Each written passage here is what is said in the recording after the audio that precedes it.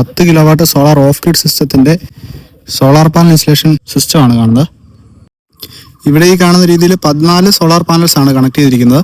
2 string ആയിട്ടാണ് താഴത്തേക്ക് കൊണ്ടുപോകുന്നത്. 7 പാനൽസിന്റെ 2 സ്ട്രിങ്ങുകൾ താഴത്തേക്ക് നമ്മൾ എത്തിച്ചിരിക്കുന്നു.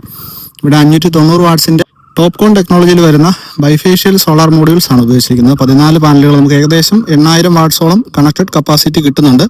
ഇവിടെ നമ്മൾ ഉപയോഗിച്ചിരിക്കുന്ന 120 വോൾട്ടിന്റെ 100Ah lithium ferrophosphate battery pack ആണ്. ഇവിടെ സ്വിമ്മിംഗ് പൂളോട് കൂടിയ ഒരു റിസോർട്ടാണ്. റിസോർട്ടിലെ ഓൾമോസ്റ്റ് എല്ലാ ലോഡുകളും നമ്മൾ ഈ സിസ്റ്റത്തിലാണ് കണക്ട് ചെയ്ത് ഉപയോഗിക്കുന്നത്. ഇവിടെ പവർ സപ്ലൈയുടെ ഇഷ്യൂസ് ഉള്ളതുകൊണ്ട് തന്നെ ഓഫ് ഗ്രിഡ് സിസ്റ്റം ആണ് ഓപ്റ്റ് ചെയ്തിരിക്കുന്നത്. ഓഫ് ഗ്രിഡ് സിസ്റ്റത്തിൽ ഹെവി ലോഡുകൾ ഉപയോഗിക്കാൻ ഉദ്ദേശിക്കുന്നവർക്ക് ഇത്തരത്തിലുള്ള 10 kVA solar off grid systems opt ചെയ്യാവുന്നതാണ്. 10 kVA കപ്പാസിറ്റി ഉള്ള ലിഥിയം ബാറ്ററി ഉപയോഗിച്ച് ചെയ്തിരിക്കുന്ന ഒരു സോളാർ ഓഫ് ഗ്രിഡ് സിസ്റ്റം ആണ് കാണുന്നത്. ലിഥിയം ഫെറോഫോസ്ഫേറ്റ് ബാറ്ററീസ് UTL ബ്രാൻഡിങ്ങിൽ വരുന്ന 60 വോൾട്ടിന്റെ 2 പാക്സ് ഇവിടെ ഉപയോഗിച്ചിട്ടുണ്ട്.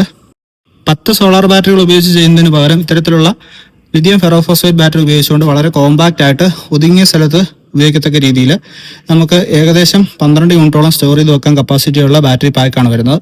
100Ah 120 വോൾട്ട് ആണ് ഇതിന്റെ കപ്പാസിറ്റി വരുന്നത്. 10 kVA സോളാർ ഇൻവേർട്ടർ ആണ്, ഹൈബ്രിഡ് ഇൻവേർട്ടർ ആണ്. ഇതിൽ നമുക്ക് 10000 വാട്ട്സ് വരെ സോളാർ പാനൽസ് കണക്ട് ചെയ്യാം. ലൈവ് ലോഡ് 8000 വാട്ട്സ് വരെയൊക്കെ ഈസി ആയിട്ട് ഉപയോഗിക്കാൻ പറ്റുന്ന ഒരു ഡിവൈസ് ആണിത്. ഡെയിലി 20 യൂണിറ്റിന് മുകളിൽ ഓഫ് ഗ്രിഡ് സിസ്റ്റത്തിൽ നിന്ന് വേണമെന്നും അതിൽ 10 യൂണിറ്റെങ്കിലും സ്റ്റോർ ചെയ്യണമെന്ന് ആഗ്രഹിക്കുന്നവർക്ക് ഇത്തരത്തിലുള്ള സിസ്റ്റംസ് ചൂസ് ചെയ്യാവുന്നതാണ്.